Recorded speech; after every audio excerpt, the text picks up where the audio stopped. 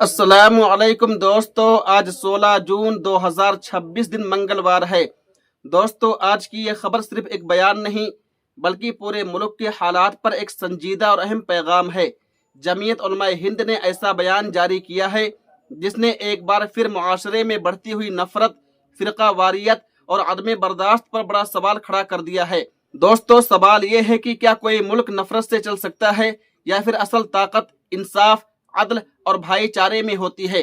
آج کی یہ ویڈیو آپ کو بتائے گی کہ آخر جمعیت علماء ہند نے حکومت، میڈیا اور عوام سے کیا بڑی اپیل کی ہے، اور کیوں کہا جا رہا ہے کہ اگر حالات یہی رہے تو یہ سب کے لیے خطرے کی گھنٹی ہے۔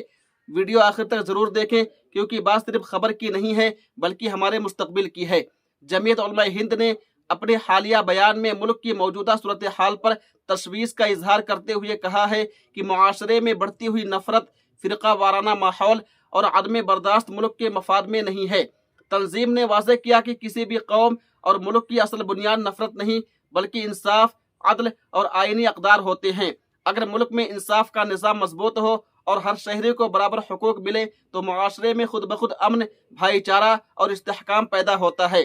بیان میں مزید کہا گیا ہے کہ موجودہ حالات میں ضرورت اس بات کی ہے کہ نفرت انگیز بیانیے کو روکا جائے اور ملک کو درپیش اصل مسائل جیسے مہنگائی، بے روزگاری، تعلیم اور انصاف کی کمزوری پر توجہ دی جائے۔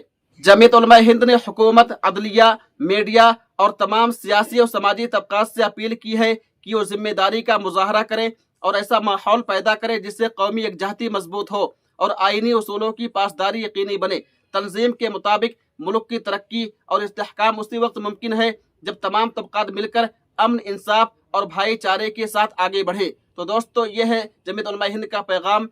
امید ہے کہ آپ حضرات مکمل ویڈیو دیکھ لیے ہوں گے۔ دوستو، اس ویڈیو کو زیادہ سے زیادہ شیئر کیجئے۔ تب تک آپ ہمیں اجازت دیجیے۔ اللہ حافظ، اپنا خیال رکھیے گا۔